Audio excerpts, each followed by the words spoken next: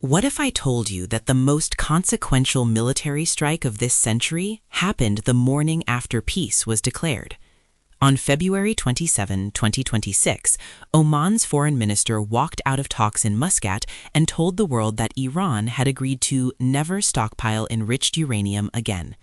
Diplomats were popping champagne, analysts were writing Deal of the Decade headlines, and then, at dawn on February 28th, the skies over Tehran turned white.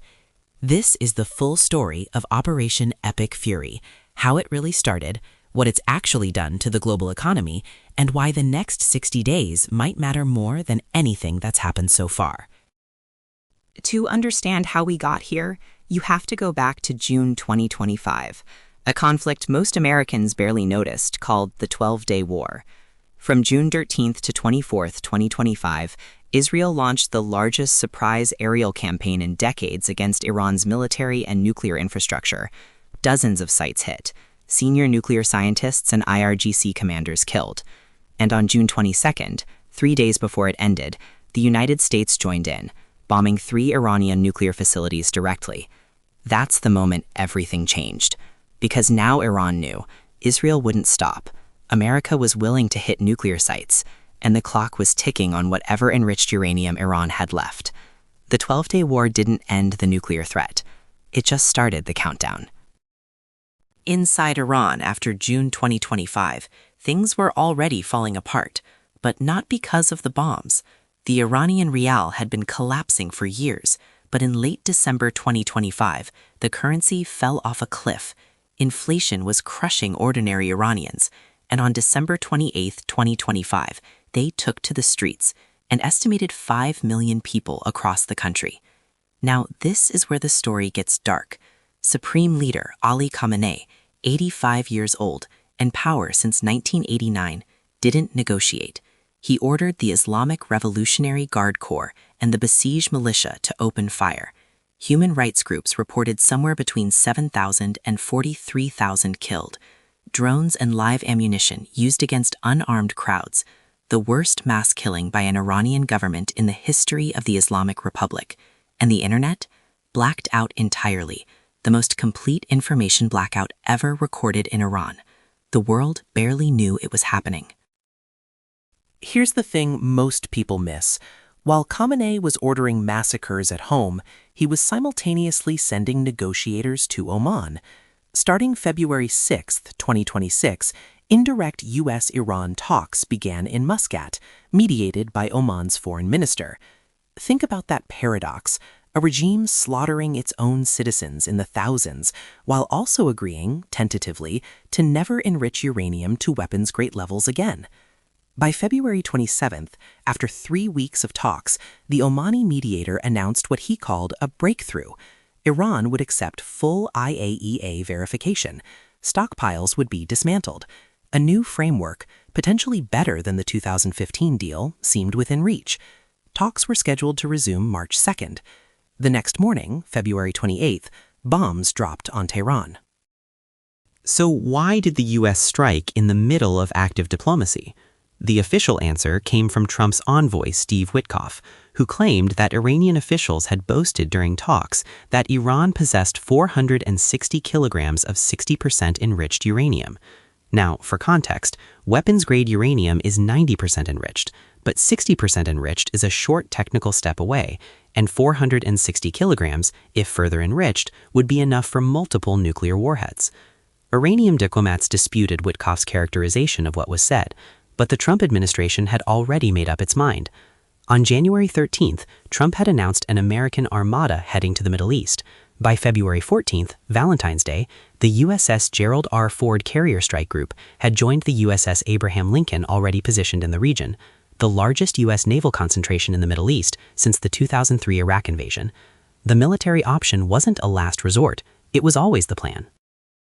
February 28, 2026, 0230 local time in Tehran. The first wave of B-2 Spirit stealth bombers, F-35s, and cruise missiles struck simultaneously across dozens of targets.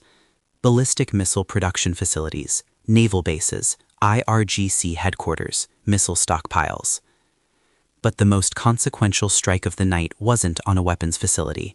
A precision strike killed Supreme Leader Ali Khamenei, a man who had led Iran since 1989, who had personally ordered the January massacres, who had personally signed off on the nuclear enrichment program. His son, Mojtaba Khamenei, was wounded in the same strike. In Tehran, there was chaos.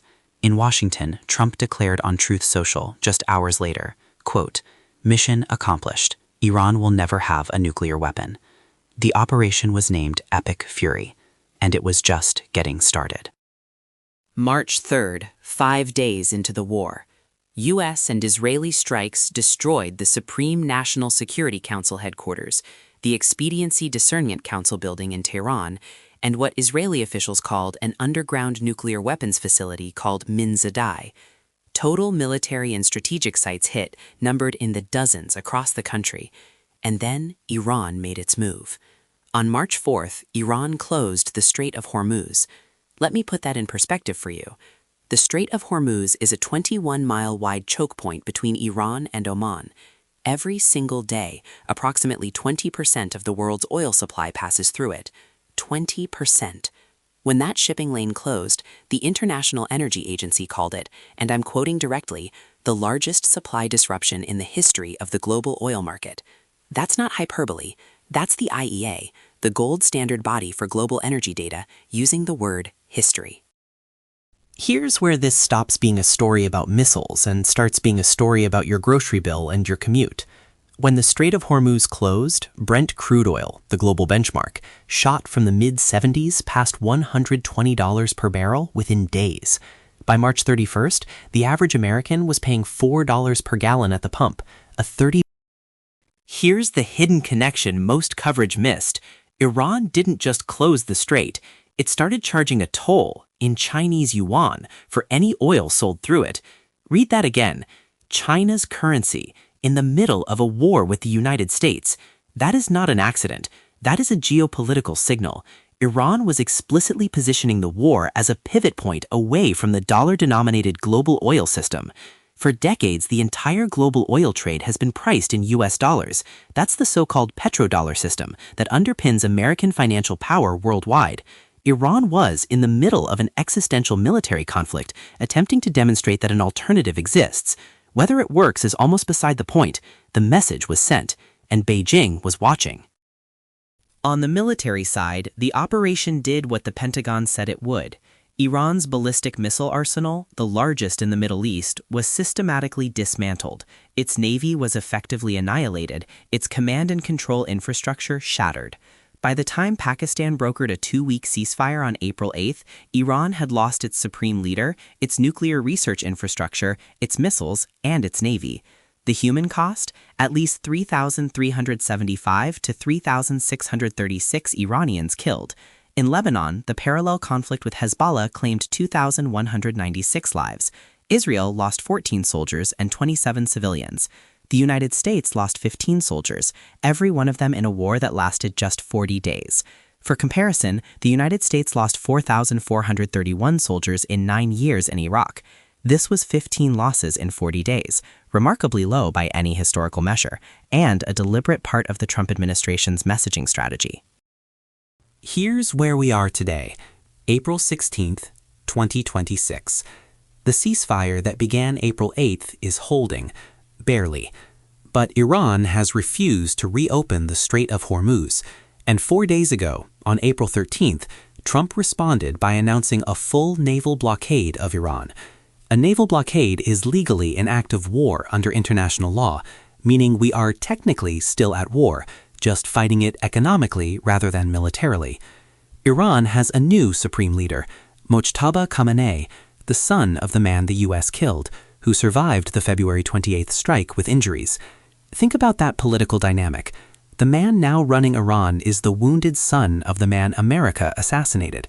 The hardliners who wanted confrontation with the West now have a leader with the most powerful personal motivation imaginable.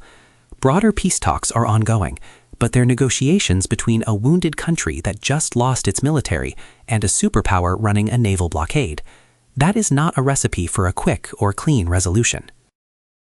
Here's the question nobody can answer yet. What happens when the blockade ends? If the strait reopens and Iran signs a permanent nuclear agreement, this becomes the moment American military power finally solved a 45-year-old problem.